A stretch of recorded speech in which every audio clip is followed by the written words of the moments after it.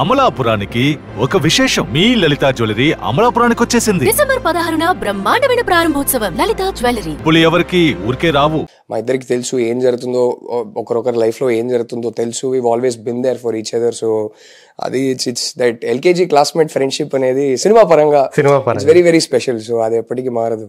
అదే అంటే తను సమంతకు సంబంధించి ఒక సర్కిల్ ఉంది ఒకటి. తను ఏదైతే లైఫ్లో రియల్ లైఫ్లో ఫేస్ చేసిందో ప్రాబ్లమ్స్, దానికి తోడు ఇదేదైతే ఈ మెడికల్ ఇష్యూ తనకి ఏదైతే ఉందో ఆటో ఇమ్యూన్ సిండ్రోమ్, సో ఆ టైంలో ఆమెకి బాగా మోరల్ సపోర్ట్ ఇచ్చిన వ్యక్తుల్లో రాహుల్ రవీంద్రన్, చిన్మయి కూడా ఉన్నారు అని నేను వింటూ ఉంటాను. Okay, right right right.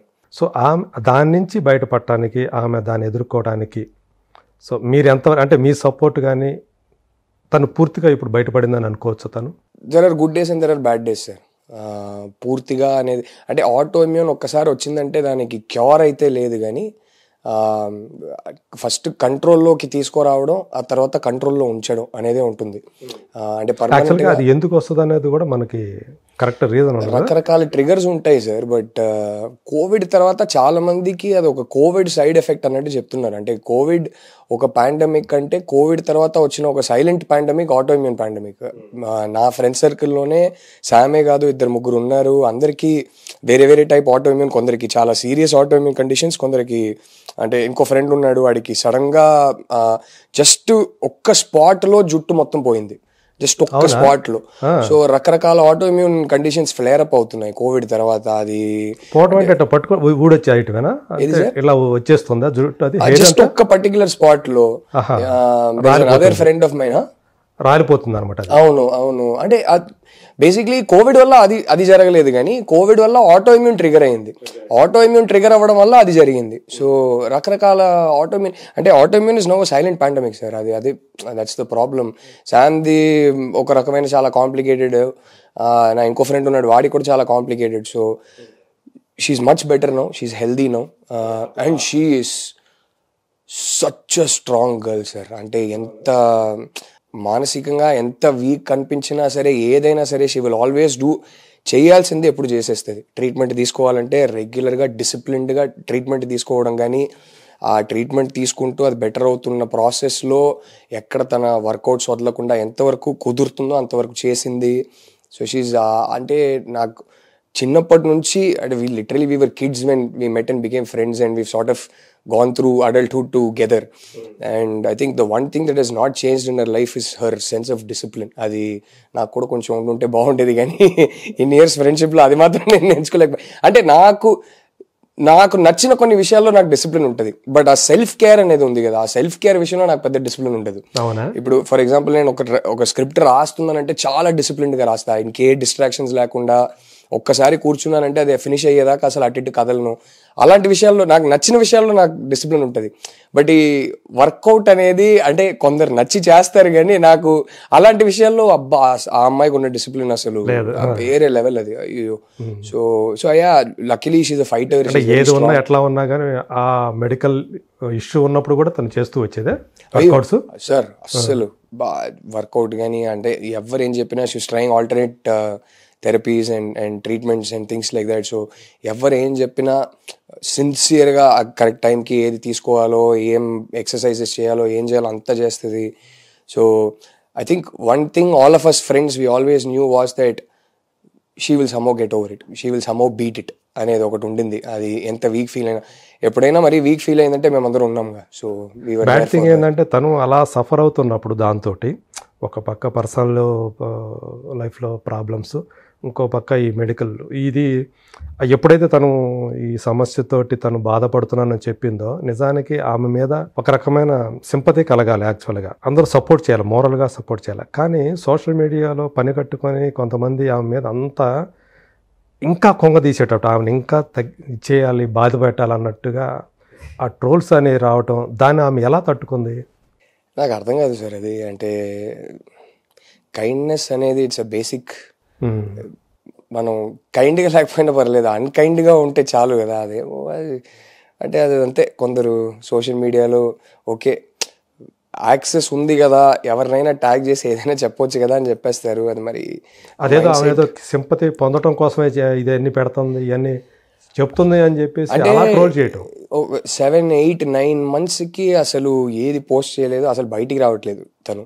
అవును, తను ఏం డీల్ చేయాలో తన పాప ఒంటరిగా తనే డీల్ చేసింది.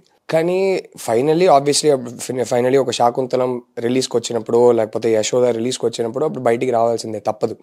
అండ్ ఎక్కడో తన నమ్మి ప్రొడ్యూసర్స్ డబ్బులు పెట్టారు, దీన్ని నేను ప్రమోట్ చేయాలి అని చెప్పి బయటికి వచ్చింది. బయటికి వచ్చి ఫైనలీ ఇప్పుడు ఒకరి ఇంటర్వ్యూలో ఏదైనా ఒకటి అడిగితే అది మరి ఇంకేం జవాబు ఇవ్వాలి? అవును, ఉన్నది ఉన్నట్టే కదా చెప్పాలి. సో అది ఏమో దాన్ని మళ్ళీ ట్రోల్ చేయడం అది నాకు అర్థం కాదు. And it's something very sad. It's obviously she's one of the biggest heroines and she's one of our biggest stars కాబట్టి ఎక్కువ ట్రోలింగ్ చేస్తారు. బట్ అది ఐ థింక్ ఎవ్రీబడి వాళ్ళ లెవెల్లో అందరికీ trolling is okay, sir. Like sometimes when I get trolled, I have fun. I mean, it's you laugh at it. But ఒక line దాటితే అది ట్రోలింగ్ అని కూడా కాదు, అది just becomes personal attacks after point, it becomes character assassination after point. And that is sad. I don't know what to say. It is difficult for anybody. It is very, very difficult for anybody. అంటే ఆ psychology వాళ్ళు చెప్పే ఆ మాట కన్నా I think what hurts the most is మీరెవరో నాకు తెలీదు, నేను మిమ్మల్ని పర్సనల్గా మీకు ఏ మోసం చేయలేదు, మిమ్మల్ని ఏ విధంగా నేను అఫెక్ట్ చేయలేదు, నా మీద మీకు ఇంత హేట్ ఎందుకు అనేది దాన్ని ప్రాసెస్ చేయడం అనేది ఈజీ కాదు sir. What did I do to you, why are you being so cruel అనేది I think that is the most difficult thing for people to get over. But it's okay. I mean it's part and parcel of the job, I guess. అది ఇప్పుడు end of the day all of us artists, writers, directors, all of us end of the day ఇదంతా పక్కన పెడితే we are very blessed that we are in a profession we love. We are very blessed that మా life long మేము చేసుకునే పని మాకు నచ్చిన పని, అది ప్రేమతో చేస్తున్నాం. సో అది చూసుకుంటే ఇదంతా ఓకేలే, చూసుకుందాం అనిపిస్తుంది. So these are side effects of the job, but we're blessed end of the day. So వాళ్ళ లెవెల్లో everybody is blessed. Success failure ఇదంతా పక్కన పెడితే I think the biggest success is that నచ్చిన పని చేస్తున్నాం. అవును. సో అది అప్పుడప్పుడు గుర్తు చేసుకుంటూ ఇదంతా ఇగ్నోర్ చేయడమే. శామ్ తోటి మీరు మీ ఫస్ట్ ఫిల్మ్ తర్వాత మళ్ళీ యూటర్న్ అయినా చేయటం? అవునవును, చాలా మళ్ళీ ఆల్మోస్ట్ 10 years తర్వాత మళ్ళీ చేసాం. గుర్తు చేసుకున్నారా ఆ రోజులు? గుర్తు చేసుకున్నారా చేసేటప్పుడు? అంటే సెట్స్ మీద ఆల్మోస్ట్ అది దట్ అయితే felt like a full circle. But అంటే 10 yearsగా అసలు మాట్లాడుకోలేదు, 10 years తర్వాత కలుస్తున్నామంటే వేరేలా ఉండేది.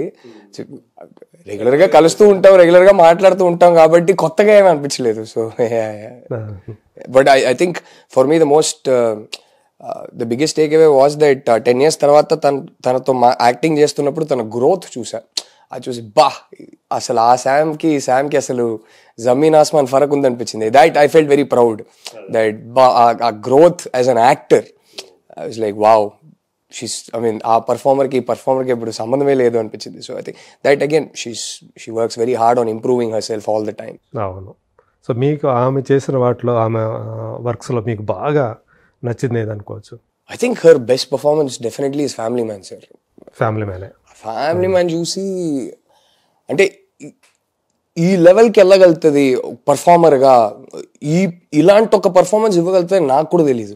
ఐ వాజ్ లైక్ వావ్, ఆ క్యారెక్టర్ కూడా అలాంటి క్యారెక్టర్ చేస్తారు కూడా ఎవరు అనుకోవాలి. అయ్యో అస్సలు రాజీ ఏది రాజీ, అయ్యో ఐ థింక్ ఫస్ట్ బస్సులో ఒక మనిషి మిస్బిహేవ్ చేస్తాడు ఆ రాజీ క్యారెక్టర్తో, సైలెంట్గా దిగి వెళ్ళిపోతుంది.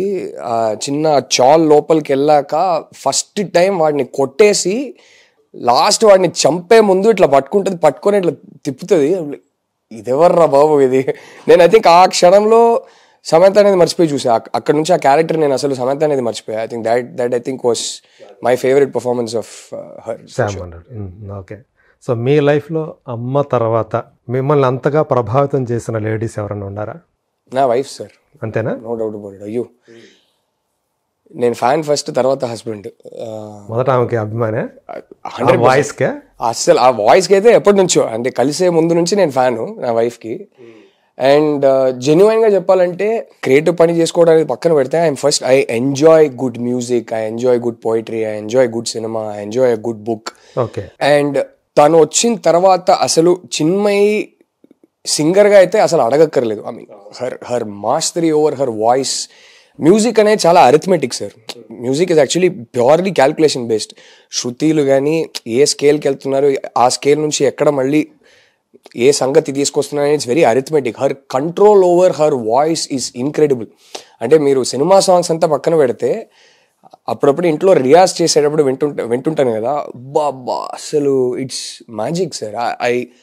I love music. నేను చాలా కాన్సర్ట్స్కి వెళ్తుంటాను. నేను లైవ్ పర్ఫార్మెన్సెస్ అంటే మ్యూజిక్ తో పాటు దానిలో సాహిత్యాన్ని కూడా బాగా any type of music, Carnatic దగ్గర నుంచి మంచి తీన్మార్ సాంగ్ అన్నా కూడా ఏదైనా బాగా ఎంజాయ్ చేస్తా. సో ఇంట్లోనే తను రియాజ్ చేస్తుంటే అది వినడం అనేది ఇట్స్ బ్లెస్సింగ్. అసలు ఇన్క్రెడిబుల్ వాయిస్. I cannot. మీరు సినిమా సాంగ్స్ వినుంటారు కానీ తను గజల్స్ పాడుతుంటే మీరు వినాలి. ఇంట్లో మాక్సిమం తను రియాజ్ చేసేది గజల్స్తోనే రియాజ్ చేస్తుంది. తన ఫేవరెట్ టు సింగ్, తన ఫేవరెట్ జానరా గజల్స్ అనమాట. ఓకే. సో గజల్స్తో ప్రాక్టీస్ చేస్తుంది. బా అసలు నేను వెంటనే వెళ్ళి సైలెంట్గా లైట్లు ఆఫ్ చేసేస్తాను. నేను ఒక డార్క్ మాహోల్లో జస్ట్ ఒక్క ల్యాంప్ ఎక్కడైనా వెలిగించేసి కూర్చొని సైలెంట్గా వింటుంటే ఆ మజా వేరు. అసలు మిమ్మల్ని మీరు మర్చిపోతుంటారు. అసలు అమేజింగ్. మీరు ఈ విషయంలో బ్లెస్డ్ అనుకుంటారా? 100% sir, no doubt about it. I think it is one of my greatest blessings as a lover of music that I married a singer. No doubt about it. Unfortunately ఇంట్లో తనకన్నా ఎక్కువ నేనే పాడుతుంటా. చాలా దరిద్రంగా పాడతాను నేను, బట్ నేనే పాడుతుంటా. బట్ అది పక్కన పెడితే అండ్ అదర్ మ్యాసివ్ రెస్పెక్ట్